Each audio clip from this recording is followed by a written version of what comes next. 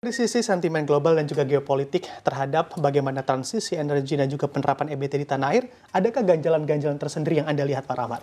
Ya, sebenarnya ini memang jadi menarik ya, karena kalau kita lihat ada situasi politik dan ada juga sisi market.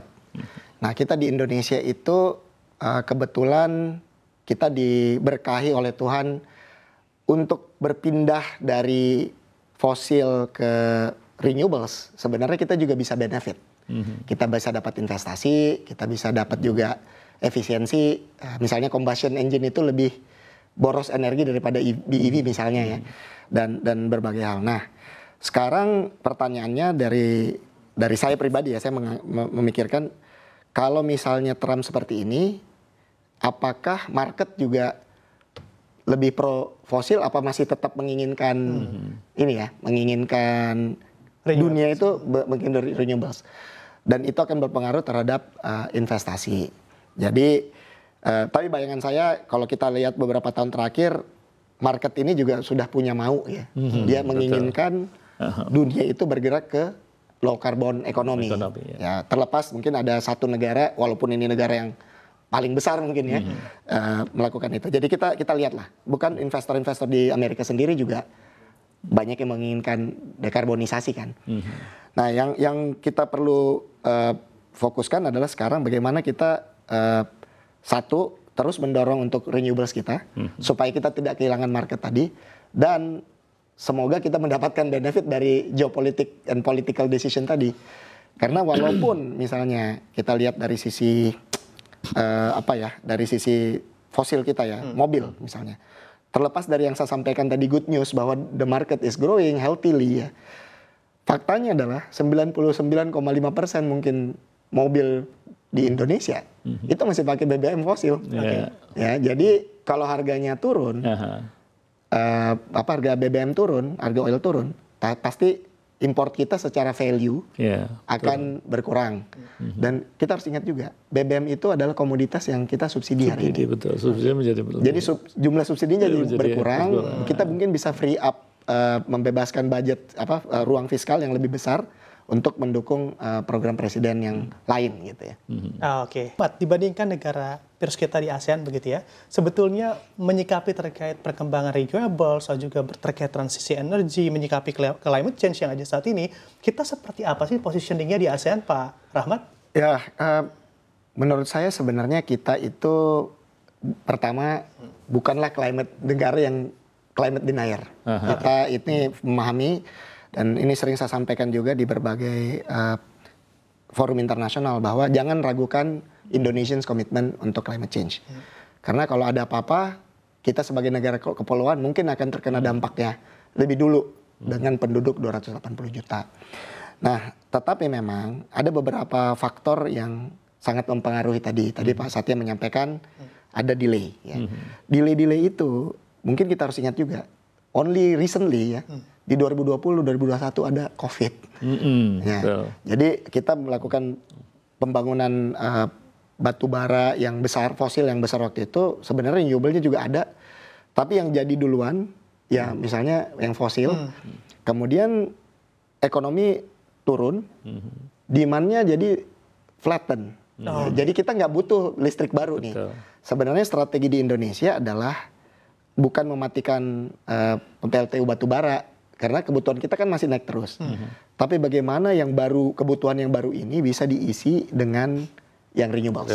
Nah, memang dalam beberapa tahun ini kita juga menemukan ada beberapa bottlenecks yang saat ini kita satu persatu kita mulai selesaikan.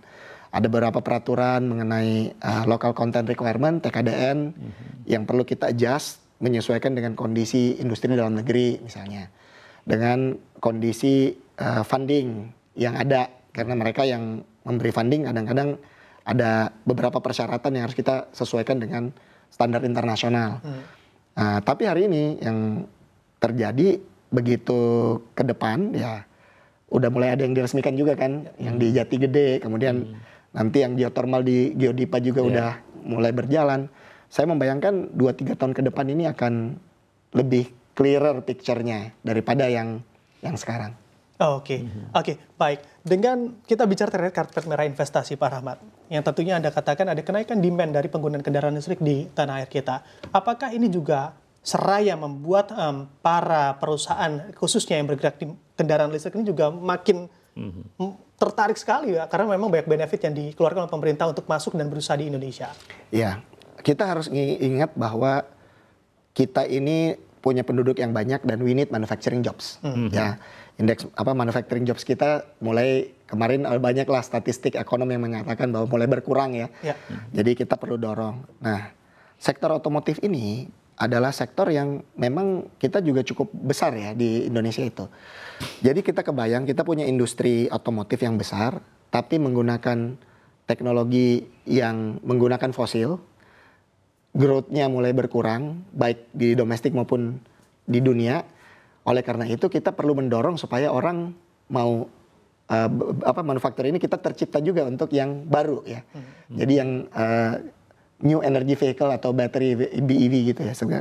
Kita harus punya industri tersebut di domestik. Nah, oleh karena itu kita perlu memberikan banyak insentif lah untuk awal. Ya, tadi yang saya sampaikan insentif pajak, PPNBM, kemudian untuk investasi. Nah, karena buat kita ini penting banget, jangan sampai nanti market itu ingin membeli suatu kendaraan dengan teknologi tertentu, tapi kita nggak produksi di Indonesia, malah belinya dari luar negeri.